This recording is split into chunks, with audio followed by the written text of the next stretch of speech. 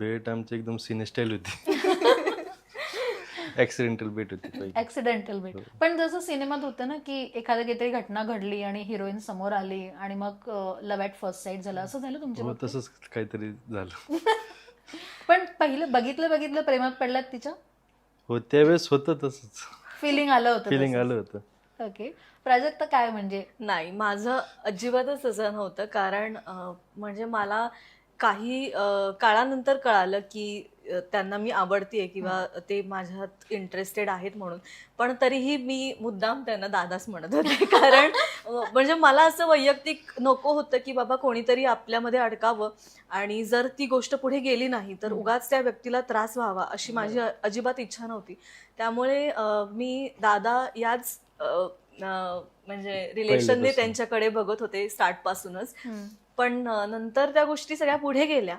आमच्या घरच्यांच्या सगळ्यांच्या छान मतं झाली एकमेकांबद्दल आणि मग खरं तर आज आम्ही एकत्र आहोत. खरं सपोर्ट आमच्या घरच्यांना दिला पाहिजे. ऍक्च्युली पण म्हणजे आता ती म्हणाली तसं दादा म्हणाले तेव्हा वाईट वाटलं का की अरे लव्ह वाईट वाटत पण मी ताई नाही म्हणलो त्यांना. ते तुम्ही राखून ठेवलं हो. होतं तुमच्याकडनं, ते रिलेशन नकोय तर आपल्याला. मॅडम किंवा नाही का असं डायरेक्ट हा, एवढंच बोलायचं मी. ओके. पण मग नंतर ही मैत्रीत रूपांतर कसं झालं? ही तर फर्स्ट ओळख झाली तुमची, हो. ऍक्सिडेंट एक झाला आणि त्याच्यानंतर तुमची ओळख झाली. ओळख मैत्रीमध्ये कशी बदलली? नॉर्मल फ्रेंडशिप होती चांगली आणि मी तर ऑलवेज त्यांना दादाच म्हणायचे. कारण म्हणजे मला एक वैयक्तिक सवय अशी आहे की लहान असू दे किंवा मोठे असू दे आपण त्यांना रिस्पेक्ट देतो. त्यामुळे मला जसं संपूर्ण महाराष्ट्रात ताईसाहेब या शब्दाने संबोधलं जातं तसंच मी प्रत्येकाला रिस्पेक्ट देऊन बोलते. तसंच मी त्यांना पण रिस्पेक्ट देत होते. ओके. आणि पण मला खरंच आठवत नाहीये की कधी ते मला ताई म्हणालेत. म्हणजे चुकून जर आपण एखाद्याला दादा म्हणालो तर ते पटकन ताई म्हणतात आपल्याला. बरोबर.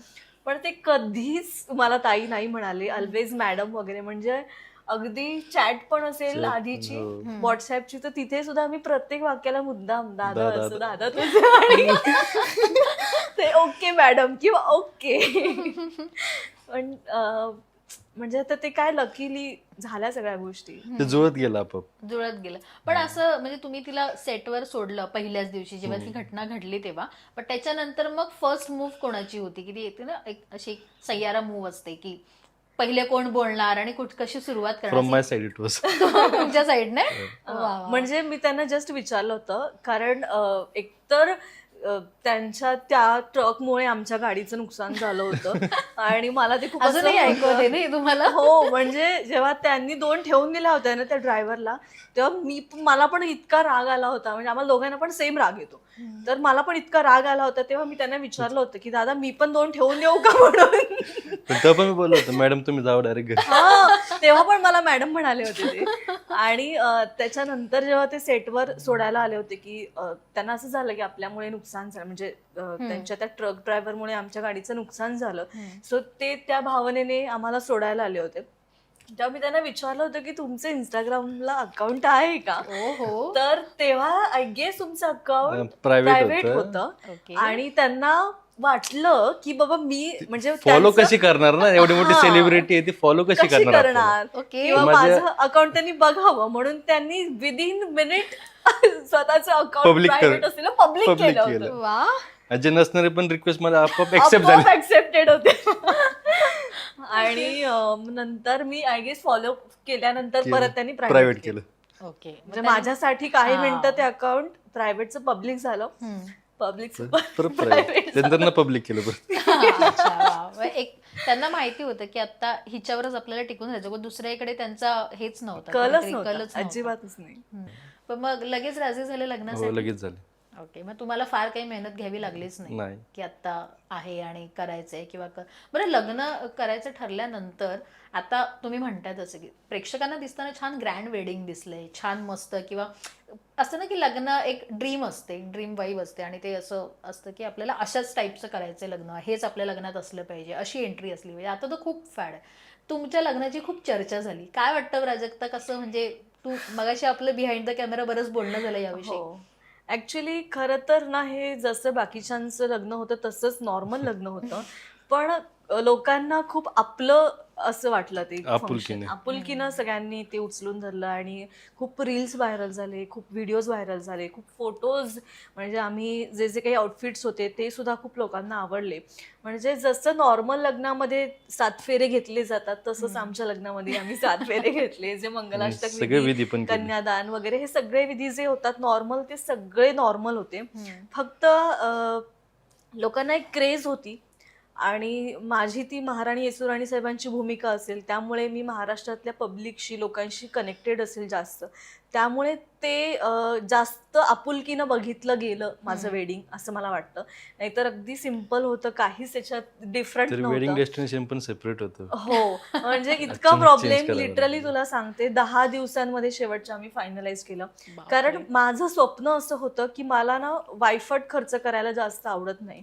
म्हणजे ठीक आहे आपण लग्न करूयात तर ते नॉर्मल एक लिमिटेड लोकांमध्ये करूयात असं मला वाटायचं पहिल्यापासून. नाही तर मग आमचे जे काही लग्न असतात ते 5-10 हजार क्राऊड आरामात असतो. बापरे. इतक्या पुण्यामध्ये? मोठ्या अच्छा. लेवलची लग्न असतात पुण्यामध्ये.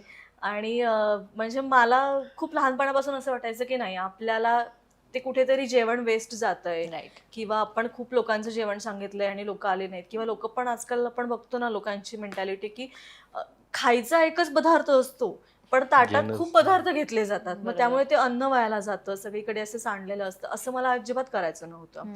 आणि शिवाय आई वडिलांनी खूप कष्ट करून इथपर्यंत आणलेलं असतं, सगळा संसार त्यांनी केलेला असतो आणि आम्हाला वाढवलेलं असतं, तर ते पैसे त्यांचे कुठे वेस्ट जाता कामा नये असं मला वाटायचं. म्हणजे माझ्याही फॅमिलीचे आणि त्यांच्याही फॅमिलीचे. बरोबर.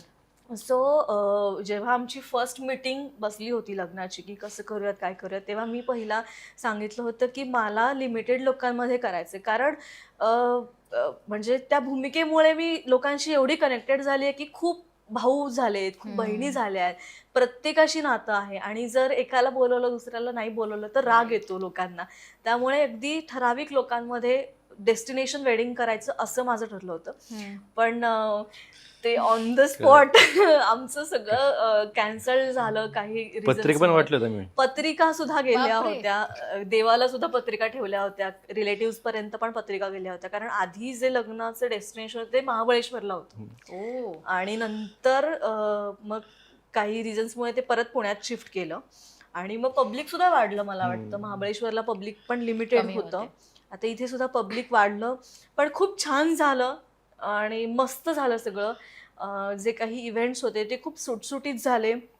आदल्या दिवशी संगीत आणि हळद होती, हो. दुसऱ्या दिवशी सकाळी विधी होते, संध्याकाळी मंगलाष्टक होतं आणि एंट्री आमची जी खूप स्पेशल होती आणि लोकांनी खूप खूप त्याला छान रिस्पॉन्स दिला.